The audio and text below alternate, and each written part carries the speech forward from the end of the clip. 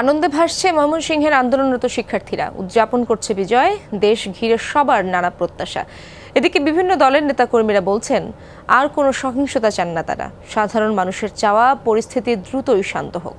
Design, elegance, beauty, সেরা পণ্য সবার জন্য জেভিকো।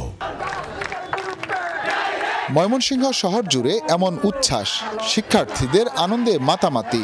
প্রত্যাশা বেড়েছে নিজের দেশ নিয়ে, চান না আর কোনো হিংসা হানাহানি। আমরা এতদিন পর্যন্ত লড়াই করে স্বাধীনতাটা এনেছি, এখন আমাদের আগের জেনারেশনের উচিত যে আমাদের স্বাধীনতা রক্ষা করতে আমাদেরকে সাহায্য করা। আমরা যাচ্ছি একটা গণতান্ত্রিক মানুষ মুখ ফুটে কথা বলতে পারবে, মানুষের ভারসাম্য ঠিক থাকবে, মানুষ সুন্দরভাবে চলাফেরা করবে। সোমবার রাতে জেলা প্রশাসকের বাসভবনে লুটপাট চালায় দুর্বৃত্তরা। বৈষম্য বিরোধী ছাত্র আন্দোলনকারীরা বলছেন কোনোভাবেই বরদাস্ত করা হবে না নাশকতা। সরকারি গাড়ি ছিল, আমার পার্সোনাল গাড়ি ছিল, সবগুলি ভাঙে আগুন লাগিয়ে দেয়, প্রত্যেকটা জিনিসপত্র তছনছ করে নিয়ে যায়। মানে অনেক জিনিস লুটপাটের মতো আর কি, যার মতো পাশে নিয়ে গেছে সব। সাধারণ জনতাকে আমরা আহ্বান জানাবো, আপনারা প্রতিরোধ গড়ে তুলুন এবং আপনারা সাথে সাথে আপনারা একটা করে ভিডিও ফুটেজ করে রাখবেন।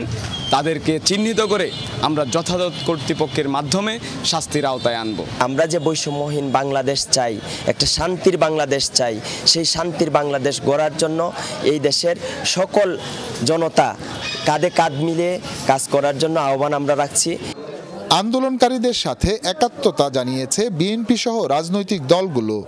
কোনোভাবেই কোনো অঘটন, কোনো অপকর্ম করা যাবে না। যারা করবেন দলের যত বড় নেতাই হোক তাদেরকে চিহ্নিত করে দলের আইন আনুক, সাংগঠনিক ব্যবস্থা জনাব তারেক রহমান নিবে। সবাইকে বলেছি আপনারা সবাই ব্যবসা বাণিজ্য দোকানপাট খোলেন, আমরা সবাই মিলে পাহারা দিব। কোনো দুর্বৃত্ত, কোনো দুষ্কৃতকারী আপনাদের কোনো কিছু করতে পারবে না। সাধারণ মানুষের নিরাপত্তায় দেশ জুড়ে টহলে আছে সেনাবাহিনী।